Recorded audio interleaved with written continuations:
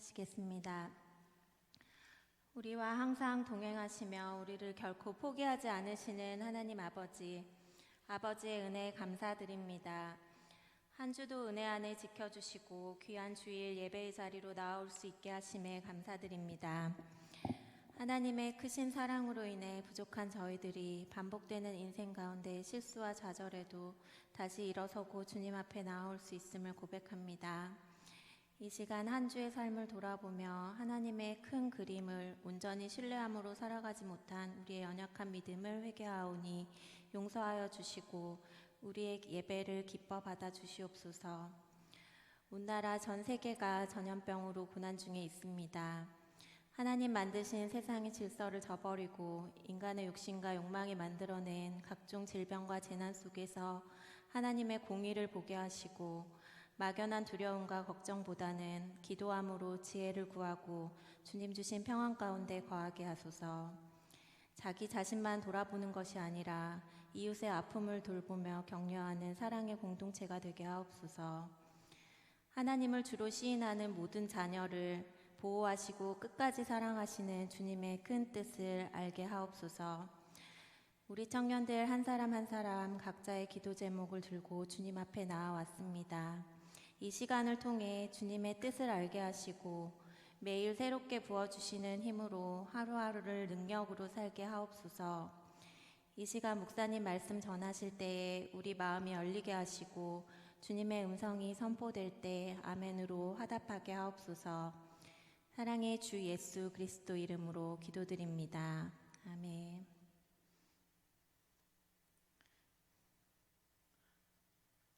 오늘의 말씀은 민수기 33장 1절에서 4절 말씀입니다. 모세와 아론의 인도로 대우를 갖추어 애굽을 떠난 이스라엘 자손들의 노정은 이러하니라.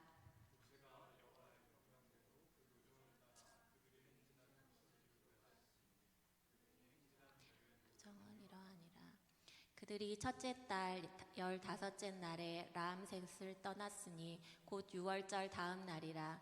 이스라엘 자손이 애굽 모든 사람의 목전에서 큰 권능으로 나왔으니 애굽인은 여호와께서 그들 중에 치신 그 모든 장자를 장사하는 때라. 여호와께서 그들의 신들에게도 벌을 주셨더라.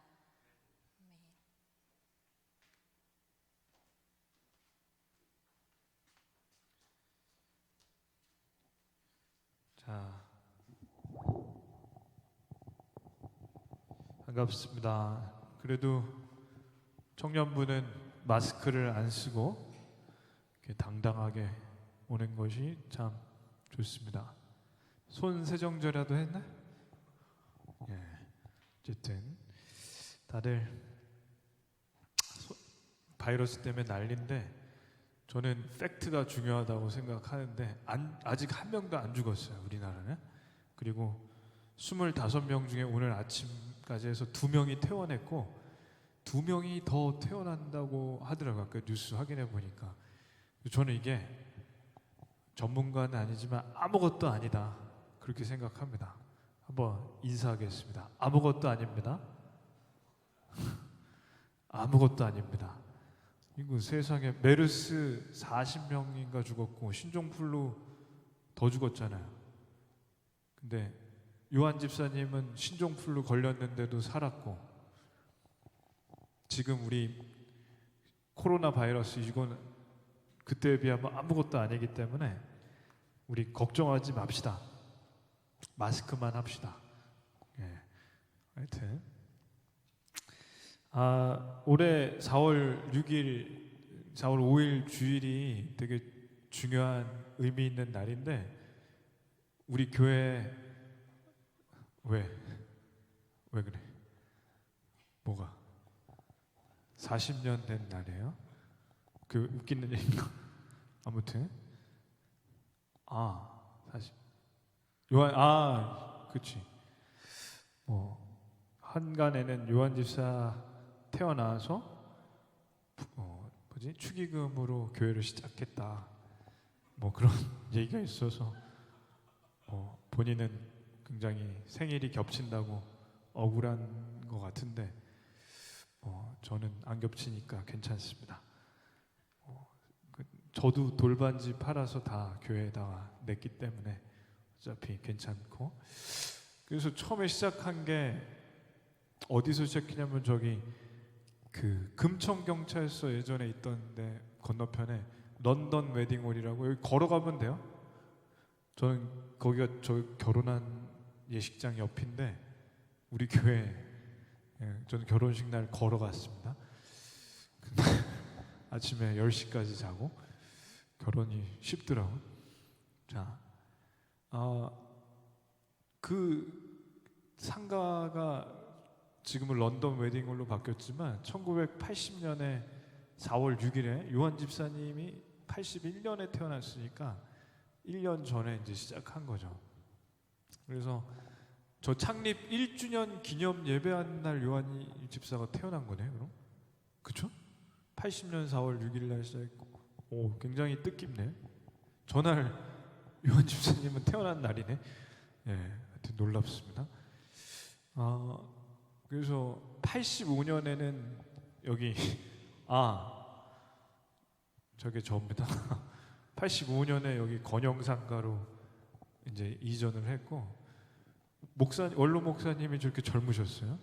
원로 사모님도 저렇게 젊으셨고, 저게 어르신들이 지금은 다 교회 안 보이는데 저런 권사님들, 전도사님, 집사님들 계셨을 때이고, 그 이후로 상가 4층에서 한 20년 가까이 있었어요. 19년 동안.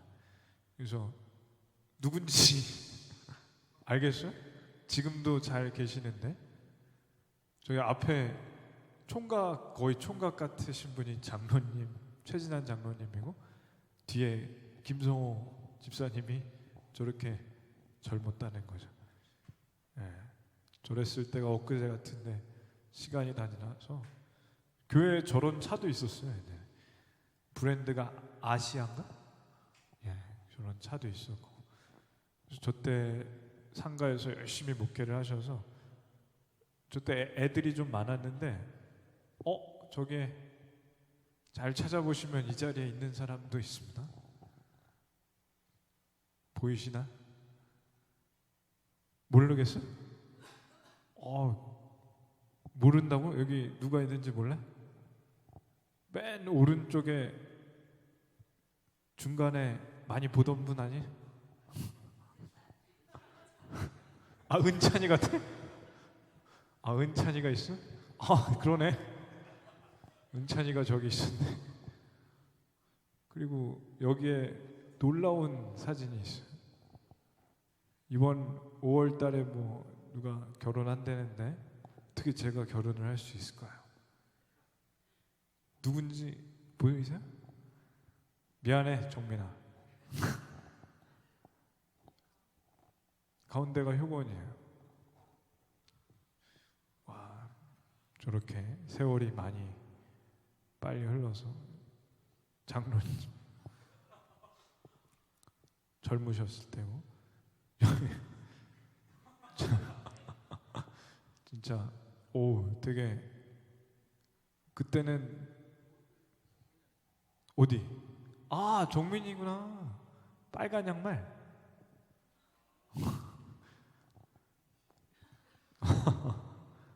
더 놀라운 건 뒤에가 전도사님인가 본데. 그래서 이럴 때가 다 있었다. 40년이 이렇게 막 지나가가지고, 하여튼 2003년에 이 자리로 온 거예요. 그래서 교회 이름을 관악중앙교회로 바꿔서 이렇게 임직식이라고 임명하는 그런 것도 하고, 이렇게 장로님. 그리고 제가 2015년에 우리 교회 와서 12월 8일 날 은퇴하시고, 저는 위임을 했고, 장로님들은 은퇴하시고, 그래서 이렇게 교회가 이름이 성심순복음교회에서 관악중앙교회에서 푸른숲교회로 2017년에 이름을 바꾸고 리모델링을 이렇게 한 거예요. 참고로 이 의자는 형진 형제가 다 한 거예요. 형진 형제 없었으면 우리는 바닥에서 예배 드려야 되는데, 형진 형제가 미국 그때 가기 전에 이거 다 의자 하고 간 거예요. 감사해요. 네. 뭐 할 게 또 있을 것 같은데 예, 할 거 있으면 또 얘기할 테니까. 그래서 우리 교회가 이제 어느새 40년이 돼서 이제 저도 그 40년의 세월 속에 함께 했을 때도 있고 함께 안 했을 때도 있는데 놀라운 건 이 40년의 역사에 처음부터 끝까지 있었던 분은 세 분이 있어요. 원로 목사님, 원로 사모님 개척하시고, 그리고 저기 있어요, 저기. 이 역사를 다 함께, 저는 유학이라도 가고 군대에 가서 이 교회 함께 못했던 시간이 꽤 긴데 저분과 원로 목사님 항상 이 자리에 주일 예배를 2,000번 드렸어요. 40년 동안. 의자 한 것도 잘했지만 2,000번 예배 드린 것도 참 잘했습니다. 너무너무 아주 귀한 두 분이 있어서 감사하고, 정민이는 30년. 정민이가 보통 여기에 웬만한 권사님들 보면 정민이가 우습게 보여요. 권사님들 다 해봤자 언제 오셨어요? 이제 20년 됐지. 정민 자매. 저는 30년. 정민 자매가 우리 교회의 역사를 대변하고 있습니다.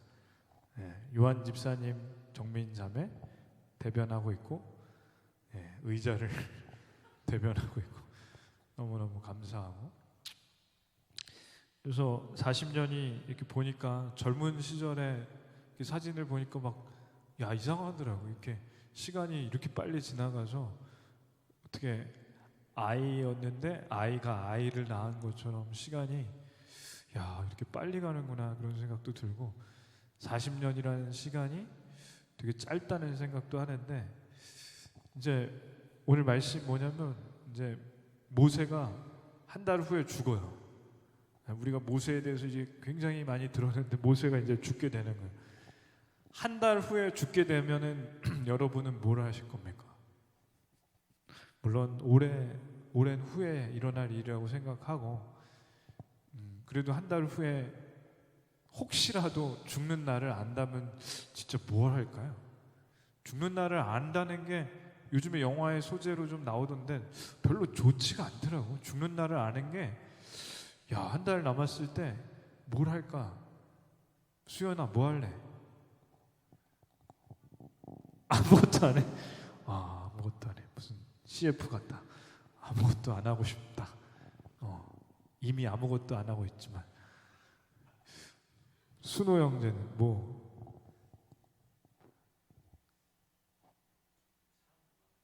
사람들 만나? 얼마 없지만 다 돈을 써버려야겠다, 이런 생각도 있을 수 있고.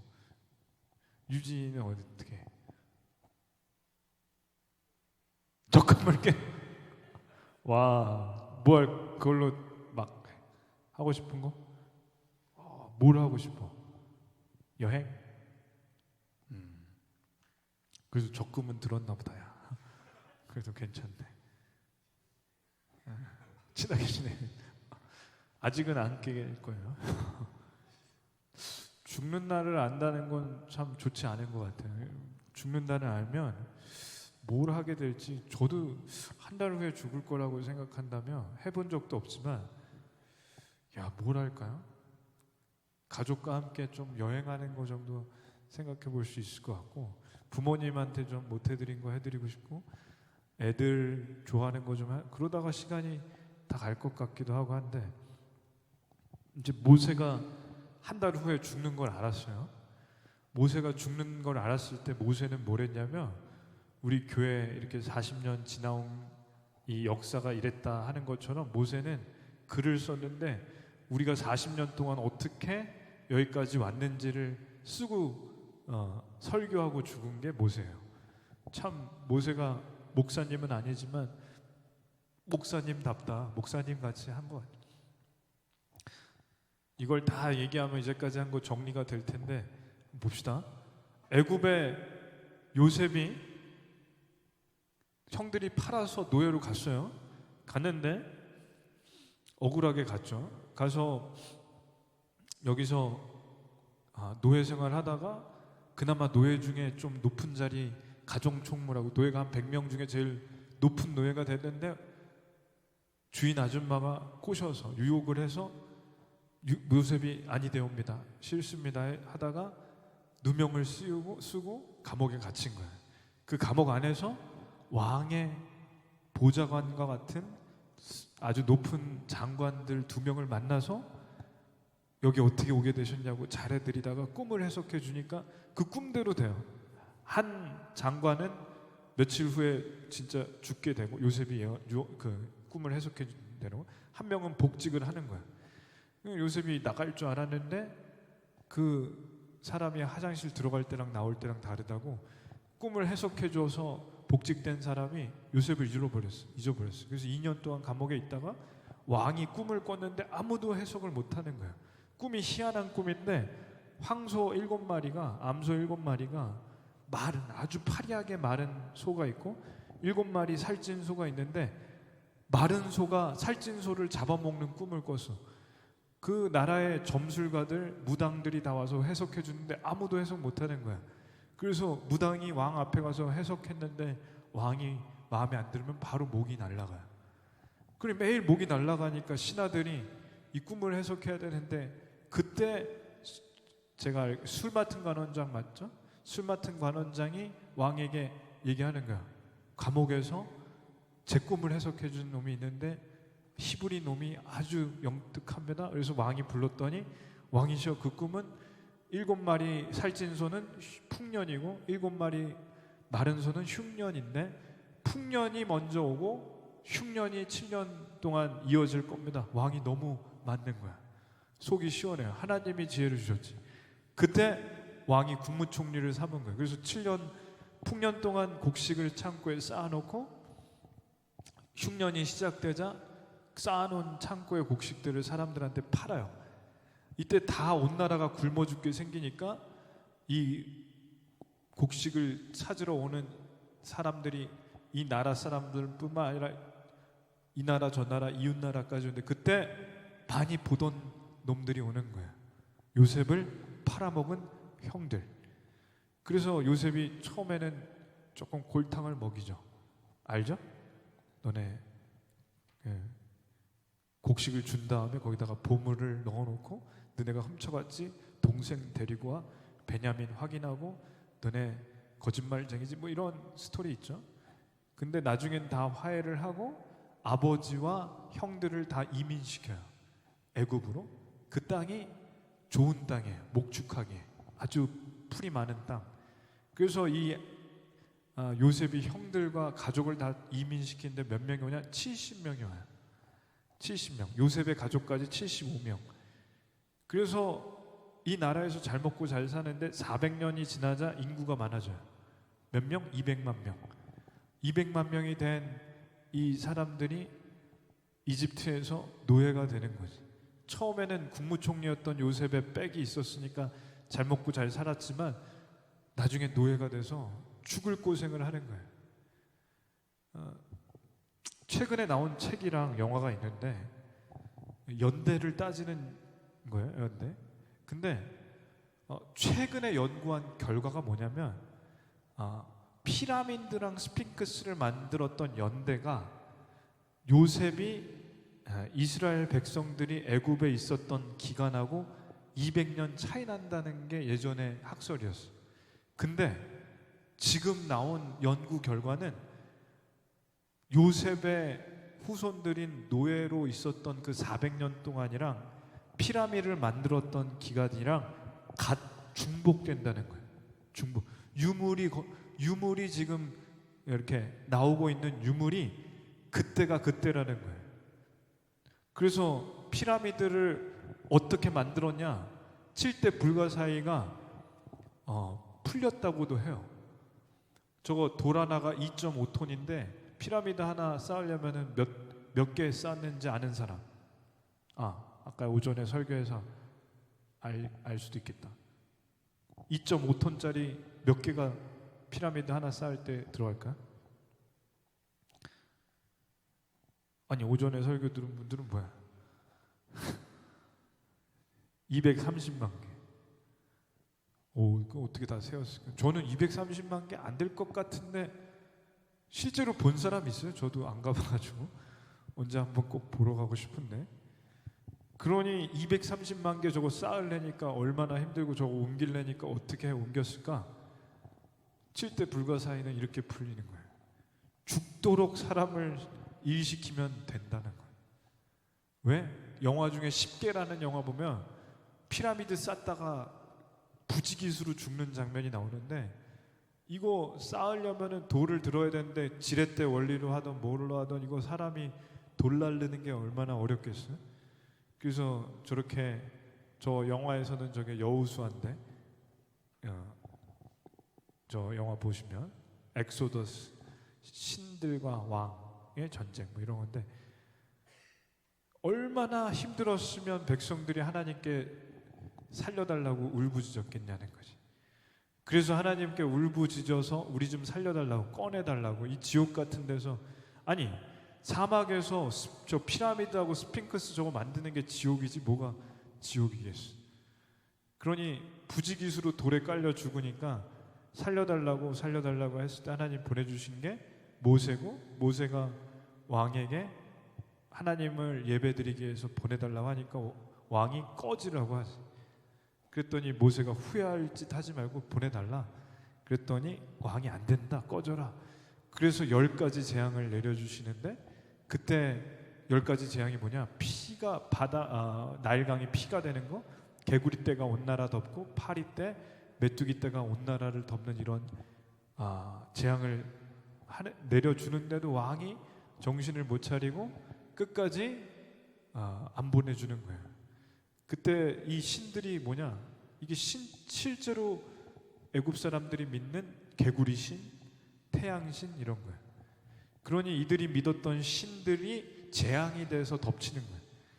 근데 이 우상을 섬기는 개구리 신 섬기는 사람들이 개구리한테 살려달라고 했더니 개구리가 덮쳐서 온 나라를 덮치니 얘네들이 믿는 신들이 사실은 아무것도 아니라는 걸 알 수 있어요. 그래서 마지막 재앙이 뭐야? 첫째 아들은 다 죽는 재앙이 닥치죠. 이때 온 나라에 곡소리가 났다는 거예요. 근데 이날 이스라엘 백성들은 문에다가 양의 피를 바르고 문설주에 바르면 죽음이 지나서 넘어간다고 했어요. 그래서 그날이 이름이 뭐냐면 건널류 너물월 절기절, 죽음이 건너서 넘어간다. 그래서 이날 문에 피를 바른 집은 살았고 안 바른 집은 다 죽었어. 그래서 하나님의 능력을 본 거지. 그래서 왕이 모세한테 자기 죽은 아들 안고 나가라는 거야.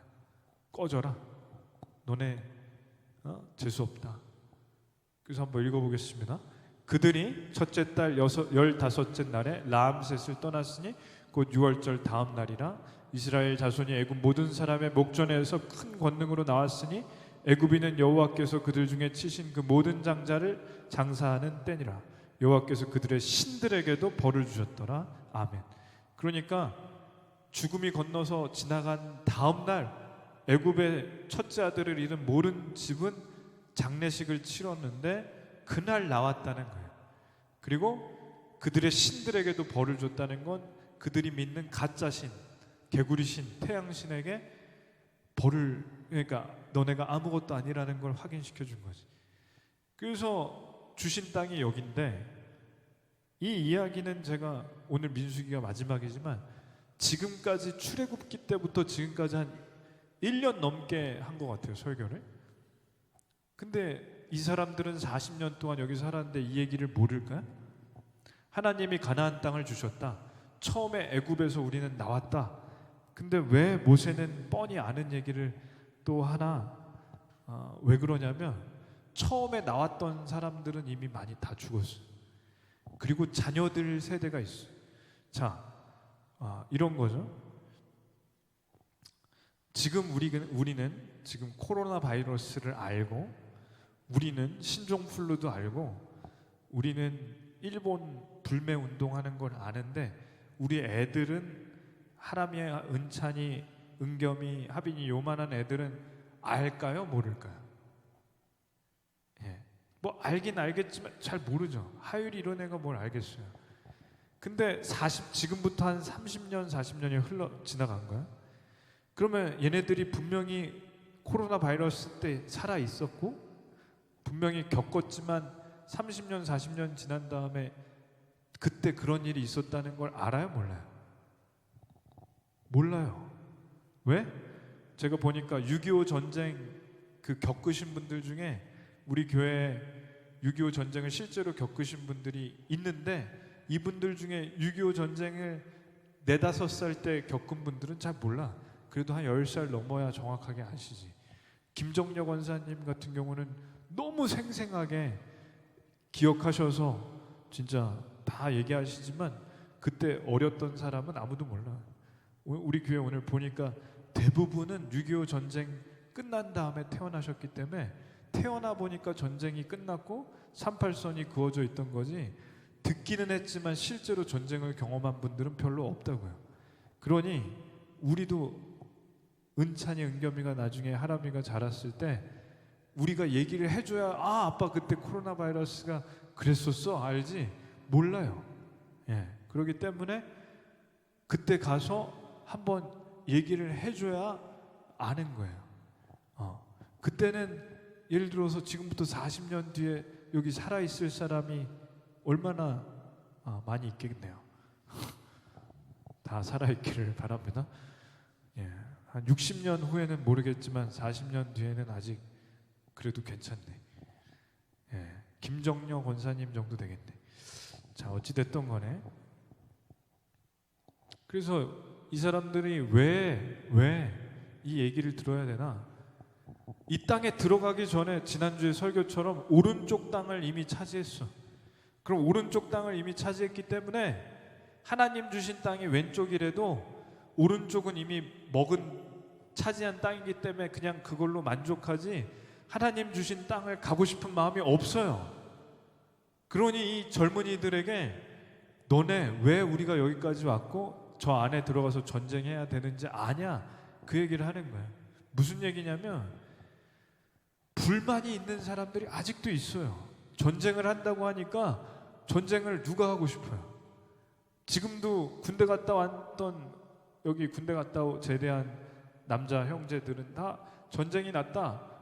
소원이 뭐냐? 민방위가 돼서 민방위 해제돼서 전쟁 안 하고 싶어요. 그렇죠? 민방위구나. 그렇죠. 민방위가 해제돼서 안 가고 싶지 않아요? 에? 아니 전쟁 나면 별거 있죠. 전쟁 나면은 별거 많을 텐데. 순호 형제는 예비군이에요? 민방위예요? 왜 이렇게 다 늙었어? 예비군도 없어 우리는. 아무튼 여기 들어오려면 일단 예비군도 지나야 되는구나. 어쨌든 전쟁 나면 일단 우린 다 안전하니까 별 상관없네. 설교가 상관이 없네. 전쟁을 누가 좋아해? 민방위 나도 전쟁 나면 가야 될 거 아니야. 민방위 해제된 신장로님이나 안 가셔도 되지. 우린 다 차출된다고. 그러니까 우리의 소원은 민방위 해제되는 게 소원인데 그것보다 더 좋은 건 전쟁이 안 났으면 좋지. 얘네들도 전쟁 안 났으면 좋겠는 거야. 근데 모세가 얘기하는 게 뭐냐? 야, 너네 전쟁이 난다고 전쟁을 좀 해서 하나님 주신 땅을 차지하는데 하나님이 주신 거면 하나님이 인도하시는데 전쟁하면 이기게 해주시지 왜 겁을 먹고 안 가려고 하냐 이거예요. 그리고 너네 생각해봐라. 우리가 애초에 처음에 그 애굽에 있었으면 지옥에서 있는 거다. 지옥 같은 여기서 있다가 하나님이 꺼내주셔서 좋은 땅을 주신다고 해서 나온 거지 우리가 거기서 나왔기 때문에 고생하는 게 아니다. 그게 모세가 하는 얘기라는 거지. 노예들이 얼마나 비참한지 알아요? 노예에 관한 영화를 보니까 흑인 노예에 관한 영화인데 보니까 주인이 병나발을 불면서 술 취해가지고 한쪽에 권총을 차고 다니는데 거기에 흑인 여자애 하나 한 6살짜리 애를 겁탈하려고 하니까 여자의 아빠가 흑인인데 와가지고 주인한테 이러지 말라고 하니까 총을 쐈어. 그 자리에서 죽었어요. 그 딸의 애 아빠인데 당연히 그러지, 아무리 주인이라도. 그런데 총을 하늘에다가 또 쏘니까 다른 흑인 노예들이 건들지도 못해. 그리고 그 딸을 겁탈해, 마구간 데려가서. 그리고 주인은 가서 잠자. 경찰 안 와요. 그냥 그 흑인 노예는 주인이 죽였기 때문에 개처럼 그냥 한 켠에다가 땅을 파서 그냥 묻고, 묘비명도 없어. 그냥 노예가 그렇게 비참한데, 원래 이렇게 죽을 너희들을 꺼내주신 분이 하나님이시고 우리가 꺼내달라고 해서 꺼내주셨다. 그래서 여기를 온 것이기 때문에 여기에 들어가서 전쟁을 하는 것이 조금 어렵긴 하지만 하나님께서 인도해 주실 거다, 그런 겁니다. 하나님을 믿을 때 저희는 명확한 이유가 있어야 되고 체험이 있어야 되는데, 저는 태어났을 때 그 온몸에 반점이 있었다고 하더라고요. 반점. 그게 뭔가 했더니 저는 들었죠. 뭐 본 적도 없고. 근데 그게 뭐라고 하더라? 암으로 하면 무슨 암이에요? 골수암이에요? 백혈병? 그게 그렇죠? 근데 그거 이식 받는 것도 불가능하고 그냥 병원에서 포기했다고 하더라고. 서울대병원인가 갔다고 하는데, 그런데 교회에서 부모님이 목회를 하시니까 성도님들하고 저를 위해서 기도를 해주셨다고 해요. 그래서 그 이후로 나은 거죠. 그래서 기도로 나았다는 얘기가 저는 그냥 남 얘기가 아니라 제 얘기고, 지금 아들 셋을 낳고 보니까 건강한 것 같아요. 종합검사 가끔 하러 가도 뭐 크게 문제는 없어요. 살 좀 빼라고 하지 크게 뭐 용종 조금 있는 거 그 정도지 백혈병은 없다고. 그러니까 하나님께서 기도로 분명히 치유해 주셨다는 걸 좀 믿어요. 유학하는 시절에 교회를 안 나갔을 때가 있는데, 그때 하나님이 저한테 별 관심이 없다고 생각해서 안 나갔을 텐데, 그때 이 생각이 나는 거예요. 저를 그 백혈병에서 치료해 주셨다. 진짜인가? 진짜겠죠. 왜 병원에서 포기했는데 기도해서 괜찮았다면 그거 진짜겠죠. 그래서 하나님이 신경을 안 쓰셨다고 생각했는데 죽을 사람을 살려주신 건 분명히 그때 신경 써주신 거고 살려주신 거라면, 지금 내가 느끼는 이 서운함이 있더라도 하나님께서 나를 살려주셨다면 분명히 뭔가 뜻이 있겠다. 그래서 교회를 다시 나갔다가 거기서 은혜 받고 교회를 다니게 됐고 신학을 하게 됐어요.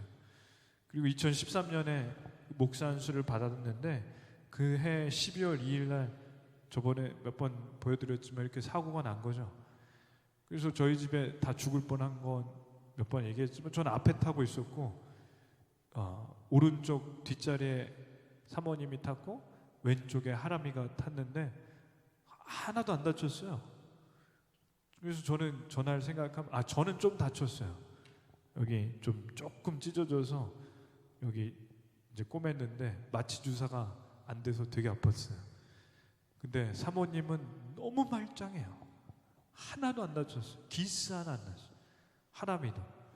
되게 감사한데 조금 서운하고, 저만 다쳤으니까. 근데 전화를 생각하면 하나님이 살려주신 거에 대해서 의심하지 않고, 버스를 눈앞에서 본 적 있어요? 버스가 눈앞에서 지나가는 건 본 적 있겠지만 본인한테 날라온 거 본 적 있어요? 네, 그런 일이 없기를 바라요. 정말 기분 나빠요. 제가 살면서 가장 그 느낌 중에 가장 안 좋은 느낌이었어요. 내 앞으로 뭐가 날라오는데, 야구공에 한번 맞아본 적은 있어요. 야구공이 날라와서 이렇게 맞았을 때 하늘이 별이 도는 건 있었는데, 버스가 날라온 건 정말 기분 나쁘더라고요. 하나님이 살려주신 다음에 지금까지 살면서 그런 생각을 해요. 분명히 살려주신 이유가 있을 거라고. 그리고 저는 이 자리에서 지금처럼 설교하기 해주시려고 생명을 연장시켜 주셨다고 저는 믿어요. 아마 여러분도 죽을 위기까지 있었는지 없었는지 모르겠지만, 어떤 병 가운데 있었는지 없었는지 모르겠지만, 지금 살아있는 거라면 살아있는 이유는 분명히 하나님이 살려주신 것이고, 내일 아침 눈을 떴을 때 숨을 쉴 수 있는 것도 하나님이 살려주시고 숨을 쉬게 해주시는 건강을 주시고 공기를 주셔서 그래요. 우리 교회 정말 건강한 권사님 한 분이 저기에 앉으셨는데, 형진 형제 자리 꼭 앉으셨는데, 그분이 2부 예배 마치고 3년 전에 악수하고 설교 잘 들었다고 고맙다고 한 다음날 그날 돌아가셨어요. 잊을 수가 없어요. 왜냐하면 그분하고 손잡고 그분이 저한테, 최순규 원사님이 고맙다고 한 이야기가 지금도 귓가에 있는데, 그래서 하나님이 생명을 주시지 않으면 건강해도 언제 하나님이 부르실지 모른다는 거죠. 이제까지의 이 일을 보면 여기 홍해가 있는데 하나님께서 앞에는 바다, 뒤에는 애굽의 군대가 탱크 같은 병거를 이끌고 올 때 앞이 막혔어요. 뒤에선 쫓아와요. 건너가야 되는데 모세에게 지팡이로 물을 향해 뻗으라 하니까 뻗었을 때 물이 안 갈라졌어. 그때 백성들에게 들어가자고 했어. 들어갔는데 안 갈라져요. 허벅지까지 물이 차도 안 갈라져요. 얼마나 답답해요? 가슴까지 물이 찼는데도 안 갈라져요. 그때 만약에 뒤를 돌아와서 애굽하고 싸웠더라면 물은 끝까지 안 갈라졌을 거예요. 저는 생각해요. 가슴까지 물이 왔는데 들어갔으니까 물이 갈라졌다고 저는 생각해요. 그게 믿음이니까. 믿는 건 보여지는 걸 믿는 게 아니라 보이지 않는 걸 믿는 것이니까 보이지 않나요. 바다가 갈라질 거라는 건 믿음이에요. 들어갔는데도 아직 안 갈라졌어요. 그러나 가슴까지 물이 왔는데도 들어가고 끝까지 들어가니까 갈라졌어요. 쟁기를 들고 뒤를 돌아보지 않는 자가 하나님 나라에 합당하다는 것처럼 뒤를 돌아보지 않고 가니까 갈라져서 바다를 건너가고 뒤따라오던 애굽의 병거들은 물이 다시 합쳐져서 수장당했어요. 그래서 바다 가운데를 지나갔다 갈라져서 이게 모세가 얘기하는 거예요. 왜 이 얘기를 해요? 우리가 6.25를 겪었어요? 우리는 듣기만 했어요. 그렇지만 듣기만 했지만 우리는 분명히 유튜브나 영상을 통해서도 확인할 수 있으시 분명히 있었던 일인 것처럼 모세도 다시 한번 이 일을 알려주는 거죠. 여기서 12명의 정탐꾼이 10명이 우리는 저 땅 가면 죽는다. 하나님이 우리를 죽이려고 데려오셨다.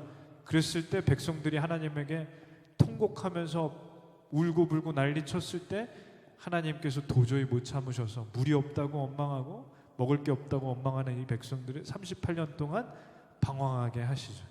그 다음 방황한 다음 부모님 세대는 죽고 자녀 세대들이 올라와서 어디까지냐? 느보산까지 올라왔어요. 어디냐? 여기는 바로 앞에가 가나안 땅이에요. 그래서 실제로 저게 느보산에 올라가면 가나안 땅이 보여요. 저렇게 오른쪽엔 여리고 정면엔 유대 예루살렘이 있고 그 옆에는 사해가 있고 사해 밑으로는 요단강이 흐르고 여기에 모세가 올라가서 하나님이 넌 여기까지라고 하니까 모세가 이날부터 한 달 후에 죽게 되는데 그때 지금 이 설교를 하는 거예요. 그리고 설교를 되게 길게 해요. 3번 하는데 한 달 동안. 그게 신명기라. 설교 중에 제일 긴 설교 신명기 34장까지. 왜 이야기를 하나요? 모세가 하는 얘기는 한 가지예요. 하나님은 살아계시고 우리를 여기까지 인도하셨다. 앞으로도 인도하실 거다. 한번 따라하겠습니다. 하나님은 살아계십니다. 우리를 인도하십니다.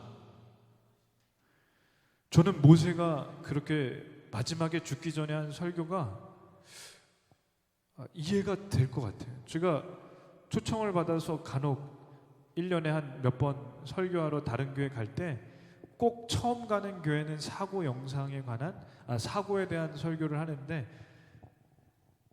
하나님께서 저희 가정을 살려주셨습니다. 그리고 지금까지 인도하십니다. 그 말씀을 꼭 하고 싶은 거예요. 왜? 제가 가보니까 많은 하나님을 믿는 사람들이 혹은 믿지 않는 사람들이 하나님이 정말 살아계시는가? 정말 인도하시는가에 대한 의구심이 있고 의문이 있다는 거죠. 그러나 하나님은 살아계십니다. 인도하십니다. 그 말씀을 꼭 전하라는 마음을 주시는 거예요. 이 목사님도 왜 설교가 10년째 같아요? 이분 설교 10년째 같아요. 10년째. 제가 그래서 진짜 그런가 설교 들어봤거든. 진짜 똑같아요.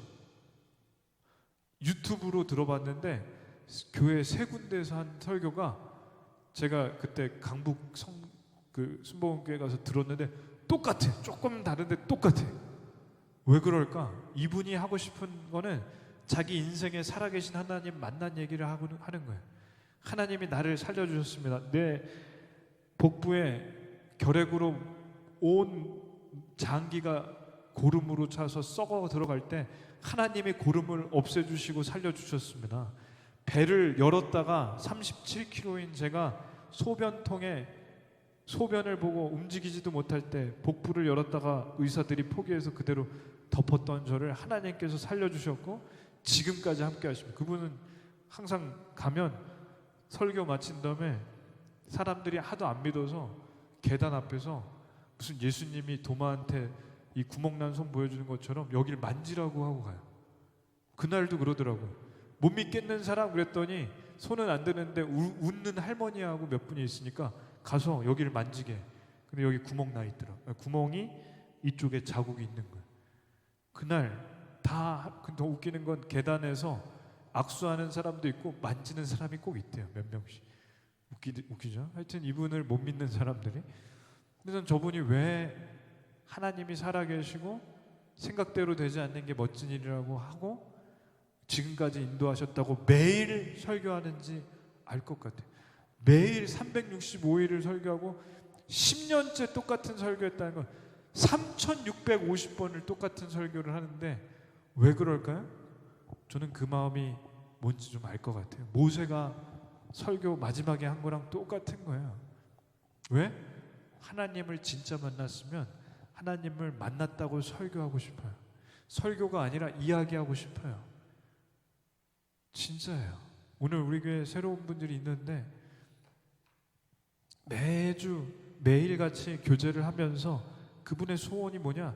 남편과 자녀가 예수님 믿는 거라는 거예요.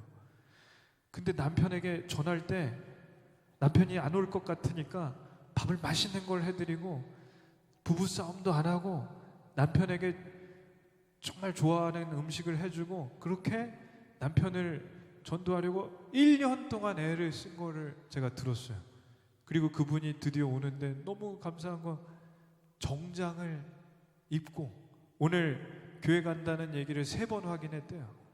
그리고 남편하고 얘기한 게 뭐냐? 남편이 무슨 옷 입고 갈 거냐? 정장을 입고 갈게. 그래서 진짜? 그래서 확인을 하면서 오늘 정장을 입고 수염을 깎고 오셨더라고. 아주 멋지게 염색까지 하시고. 하나님이 살아계신다는 얘기를 부부이지만 그렇게 해도 참 쉽지는 않아요. 근데 1년 동안 넘게 이 교회를 오면서 크게 소원이었는데 오늘 그 집사님의 표정이 그렇게 밝은 걸 보면서 저는 이 목사님이 왜 설교를 그렇게 하시는지 알 것 같고 모세가 죽기 전에 왜 하나님은 살아계시다고 하는지 알 것 같습니다. 저희는 안 믿어질 때가 있는데요. 왜 안 믿어지냐? 저는 이렇게 생각해요. 하나님이 나한테 신경을 안 쓰시는 것 같아요. 혹은 하나님께서 나에게 별 관심이 없는 것 같아요.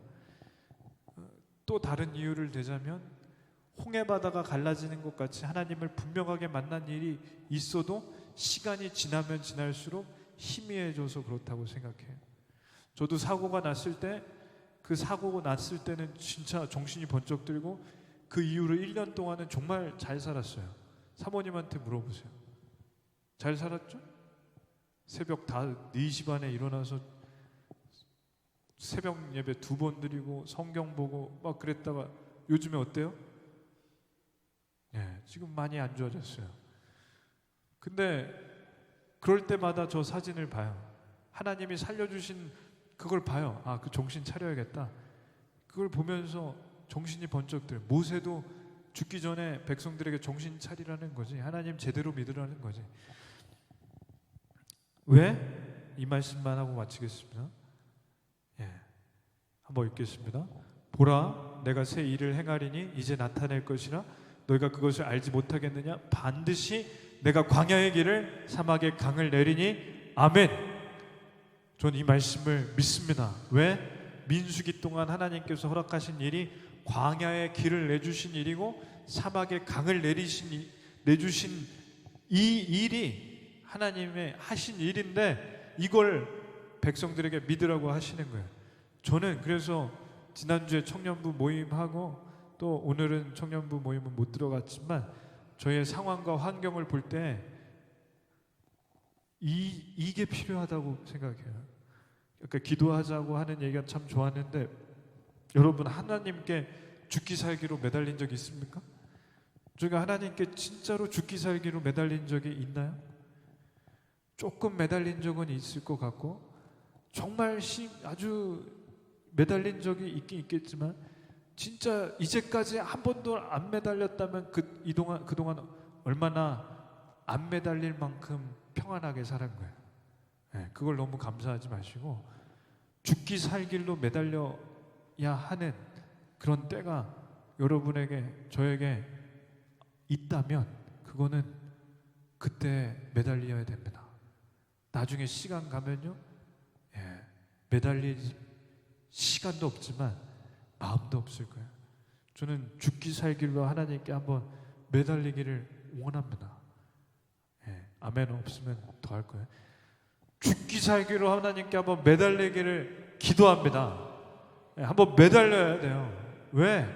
내 인생의 앞길이 어디로 갈지 보이지 않을 때 뭘 믿고 가겠어요? 뭘로 그걸 뚫고 갈 거예요? 뭘로 그 앞길이 열려질 것을 기대해요? 그때 하나님 안 붙잡고 뭘 붙잡아 보겠어요? 자기 자신을 믿지 마세요. 우리가 뭘 믿을 만한 존재겠습니까? 하나님께 매달리고 붙잡아야 하나님께서 진짜 살아계신 걸 경험하지. 언제 하나님 경험하겠습니까? 평탄할 때 하나님은 그냥 좋은 아버지 같지만 느껴지지 진짜 죽기 살기로 매달려야 될 때 매달려야 하나님이 진짜 살아계시는구나. 끝내라는 뜻 같네. 자, 이 양육이 이제 다다음 주면 끝납니다. 저는 끝나면 한번 하나님께 매달리는 일이 저희 가운데 같이 모여서 있기를 원합니다. 하나님께서 우리에게 원하시는 게 무엇인가요? 제가 하나님을 위해 어떻게 사는 게 하나님 원하시는 건가요? 그렇게 한번 매달리고 기도하기를 간절히 원합니다. 기도하겠습니다. 하나님 감사합니다. 우리가 하나님께 나와 매달리기를 원합니다. 하나님께 매달리지 않으면 누구에게 매달리겠습니까? 하나님 아니고서 저희가 어디를 가겠습니까? 하나님께서 열어주시고 사막에 길을 내주시고 광야에 강을 내주시옵소서. 예수님의 이름으로 기도합나이다. 아멘. 헌금을 위해 기도합니다. 하나님 감사합니다. 하나님께서 주신 것 감사하여 제가 감사 기도를 올립니다. 이제까지 온 것이 하나님의 은혜요 앞으로 갈 곳도 하나님의 나라임에 하나님께 감사합니다. 저에게 주신 것을 잘 쓰고 선용하게 해주시옵소서. 예수님의 이름으로 기도드립니다. 아멘.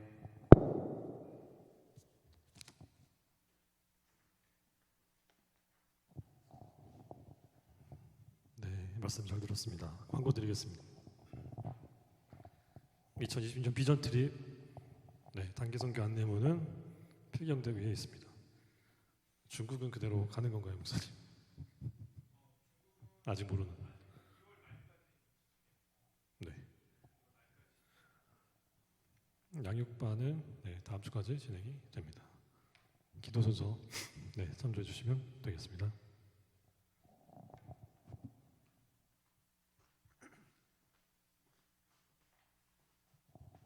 자, 이번 주에 목요일 날은 성가대가 모인다는 것 같고, 전 성가대원도 저는 안 되나? 아무튼 근데 온다고 가라고 할 분들도 없어요. 그러니까 같이 식사할 수 있는 기회가 되면 좋겠습니다. 이제는 우리 주 예수 그리스도의 은혜와 성부 하나님의 무한하신 사랑과 성령님의 위로 내줘 충만 교통 치유하심이 이 자리에 있는 모든 청년들 위해 이제로부터 영원토록 함께 있을지어다. 아멘.